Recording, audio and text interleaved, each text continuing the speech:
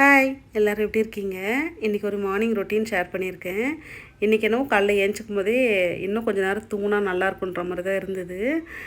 ஒருத்தருக்கு பூரி வேணுமா, மீதி 2 பேருக்கு சப்பாத்தி வேணுமா, அதுக்கு சென்னா கிரேவி வேணுமா. என்கிட்ட வெள்ளை சென்னா இல்லை, சரி கருப்பு கடலை தான் இருந்தது, அதை வச்சு மேனேஜ் பண்ணலான்னு சொல்லிட்டு நைட்டை ஊற போட்டிருந்தேன். காலையில் முதல்ல இந்த அழகி தான் நம்மளை ஒரு பேம்பர் பண்ணுற மாதிரி பண்ணிகிட்ருக்கோம். ஏன்னா அந்தம்மாவோட மார்னிங் ரொட்டீன் இப்படி தான் இருக்கும். நம்ம காலையில் பால் வச்சாலும் சரி, என்ன சாப்பிட கொடுத்தாலும் சரி, அதுக்கு திருப்தியாக இருக்காது. நல்லா மாவு பிசைஞ்சு அந்த மாவை போட்டால் அதுக்கு அவ்வளோ சாட்டிஸ்ஃபேக்ஷனாக இருக்கும், அதுக்கு அவ்வளோ பிடிக்கும்.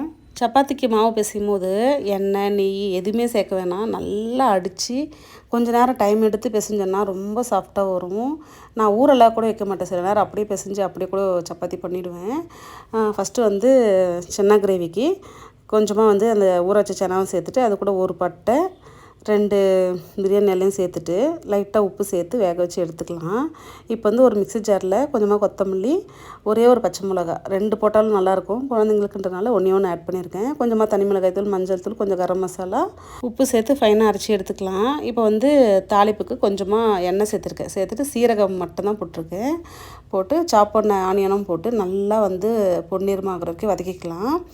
இப்போ வதங்கினதுக்கப்புறம் கொஞ்சமாக இஞ்சி பூண்டு பேஸ்ட்டும் சேர்த்துக்கலாம். சேர்த்து திரும்ப நல்லா வதக்கி எடுத்துகிட்டு, தக்காளி அப்படியே கட் பண்ணி சேர்க்க போகிறதில்ல, ஒரு 2 தக்காளி தனியாக அரைச்சி எடுத்து வச்சுருக்கேன். இப்போ நம்ம அரைச்சி வச்ச கடலை இந்த மிக்ஸி எல்லாமே சேர்த்து நல்லா வதக்கி எடுத்துக்க போகிறோம். நான் சின்ன பிள்ளையாக இருக்கும் போதெல்லாம் வீக்லி 2 டைம்ஸ் இல்லை 3 டைம்ஸ் டெய்லி ஈவினிங் ஸ்நாக்ஸ்க்கு அந்த கடலை தான் சாப்பிடுவோம்.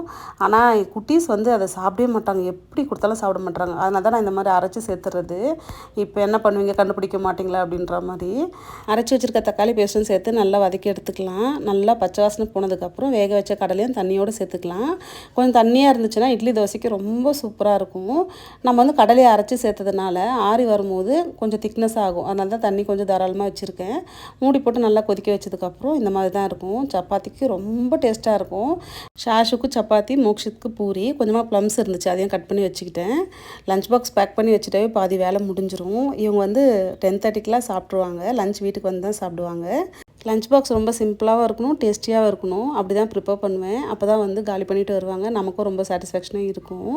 ஸ்கூலுக்கு கிளம்புற வரைக்கும் வீடு பரபரன்னே இருக்கும். கிளம்பிட்டாங்கன்னா வீடு ரொம்பவே அமைதியாயிடும். வீடியோ பிடிச்சினா லைக் பண்ணி ஷேர் பண்ணுங்கள். பை.